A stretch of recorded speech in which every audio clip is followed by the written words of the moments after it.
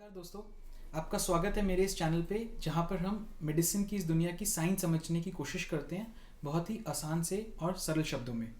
तो आज हम डिस्कस करेंगे hot and cold compresses sports injury के लिए, मतलब गर्म सिकाई या ठंडी सिकाई एक इंजरी के लिए।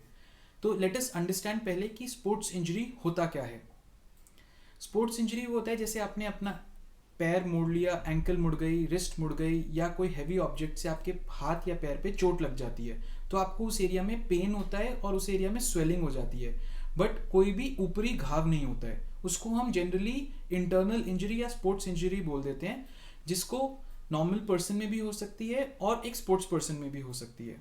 तो आइए समझते हैं इस साइंस को कि स्पोर्ट्स इंजरी में आखिर हमारी बॉडी में होता क्या है। हम एक एग्जाम्पल लेते हैं इसके लिए। लेट अस सपोज कि आपका पैर मुड़ गया है, एंकल मुड़ गई है। तो उस केस में दो चीज़ें होती हैं। पहली चीज़ क्या होती है कि जो ब्लड की वेसल्स होती हैं, ब्लड वेसल्स या नलियाँ होती हैं जिसके थ्रू ब्लड जाता है, वो उस एरिया में डैमेज हो जाती हैं, उस एरिया में टूट जाती हैं। इस कारणवश क्या होता है कि वहाँ से ब्लड ऊज आउट हो जाता है, बहुत सारा ब्लड निकलता है, जिसकी वजह से स्वेलिंग हो जाती है। दूसरी चीज़ जो हो रही है, क्या होता है, सॉफ्ट टिश्यूज जिसको हम बोलते हैं मसल फाइबर्स या फिर आपकी मांसपेशियां होती हैं, वो फट जाती हैं, वो खराब हो जाती हैं, वो टूट जाती हैं उस वजह से। और ब्लड वेसल्स के टूटने से कुछ केमिकल्स रिलीज होते हैं। वो केमिकल्स क्या करते हैं, आपके पेन की सेंसेशन को बढ़ा देते हैं। वो पेन केमिकल्स होते हैं, तो उस वजह से आपको बहुत ज़्यादा पेन फील होता है। हेंस आप अप्रिशिएट कर सकते हैं कि जब आपका पैर मुड़ता है या एंकल मुड़ती है तो बिकॉज आपके वहाँ के एरिया में ब्लड वेसल्स या फिर खून की नलियाँ डैमेज हो जाती हैं और सॉफ्ट टिश्यूज मसल्स डैमेज हो जाते हैं, तो पेन एंड स्वेलिंग होती है। ऐसे सिनारियों में अगर आप डॉक्टर के पास जाएंगे पहले 48 घंटों में, फर्स्ट 48 आवर्स में, तो डॉक्टर आपको बोलेगा कि कोल्ड कंप्रेसेस करो, बर्फ की सिकाई करो, आइस पैक्स लगाओ। क्यों कहता है डॉक्टर ऐसा? तो आइए समझते हैं ये डॉक्टर क्यों ऐसा बोलते हैं। तो जैसे ही इंजरी हुई है, अगर आप उसके ऊपर आइस पैक लगा लेंगे तो होगा क्या, वैसो कंस्ट्रिक्शन होती है। मतलब जो नलियां ब्लड सप्लाई कर रही हैं उस एरिया को, वो कंस्ट्रिक्ट हो जाती हैं, वो छोटी हो जाती हैं, बिल्कुल बंद की समान हो जाती हैं। तो उस वजह से क्या होता है, ब्लड उस एरिया में ऊज आउट नहीं कर पाता है, ब्लड निकल नहीं पाता है, जिसकी वजह से स्वेलिंग कम होती है। होती तो है लेकिन इतनी ज़्यादा नहीं होगी, कम स्वेलिंग होगी। दूसरी चीज उस टाइम पे होती क्या है कि बिकॉज वेसो कंस्ट्रिक्शन हो गया है, ब्लड वेसल्स कम हो गई हैं, तो जो केमिकल्स रिलीज होते हैं, पेन वाले केमिकल्स, वो रिलीज नहीं हो पाते हैं। तो उस वजह से आपको पेन की सेंसेशन भी कम होगी।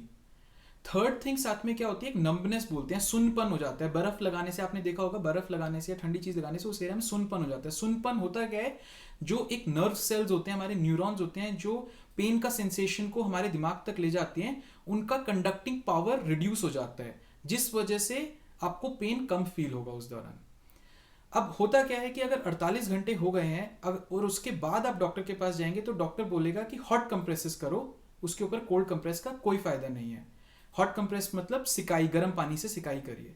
इसका रीजन क्या है, क्या वजह है कि डॉक्टर आपको हॉट कंप्रेसेस या सिकाई, गर्म पानी की सिकाई बोलते हैं?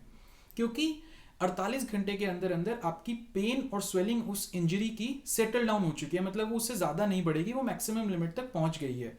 तो उसके बाद हॉट कंप्रेसेस क्या करते हैं, उस एरिया में वैसोडाइलेशन करते हैं, क्योंकि 48 घंटे बाद हमारा एम है उस एरिया को जल्दी से जल्दी हील किया जाए, ठीक किया जाए।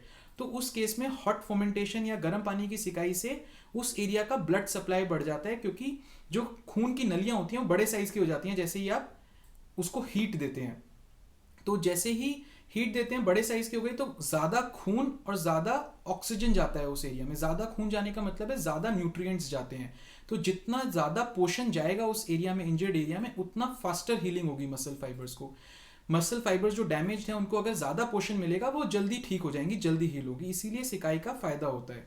सेकेंड थिंग जो होती है, वैसोडाइलेशन या फिर खून की नलियां बड़े होने के साथ साथ क्या होता है, मैक्रोफेजेस, एक तरह के सेल होते हैं जो खून में, वो रिलीज होते हैं उस एरिया में। वो कुछ क्या क्या करते हैं, वो बेसिकली उस एरिया से डेड टिश्यू को, जो इंजर्ड टिश्यू है उसमें डेड टिश्यू हो चुका है, उसको उठाते हैं और उसको ब्लड में वापस ले जाके वापस फिल्ट्रेशन सिस्टम ऑफ बॉडी में ले जाते हैं। तो उस केस में क्या होता है कि आपका डेड टिश्यू डैमेज जो था वो हट गया है उस एरिया से। एज अ रिजल्ट आपकी फास्टर हीलिंग होती है और पेन और स्वेलिंग धीरे धीरे सबसाइड होने लगता है। तो आई होप फ्रेंड्स आपको थोड़ा समझ आया होगा कि कब आपको गर्म पानी की सिकाई करनी है या गर्म सिकाई करनी है और कब ठंडी सिकाई करनी है एक इंजरी के दौरान। क्योंकि बहुत लोग ये जानते हैं कि क्या करना है, लेकिन क्यों करना है ये जानने से आपकी इफेक्टिवनेस बढ़ जाती है, आपकी कंप्लायंस बढ़ जाती है, क्योंकि डॉक्टर जो बोलते हैं हर चीज के पीछे एक साइंस होती है। तो आई होप फ्रेंड्स आपको मेरा ये वीडियो पसंद आया होगा। अगर पसंद आया तो प्लीज़ लाइक करिए, शेयर करिए और सब्सक्राइब करिए, और मेरे अगले वीडियो का ज़रूर इंतज़ार करिएगा।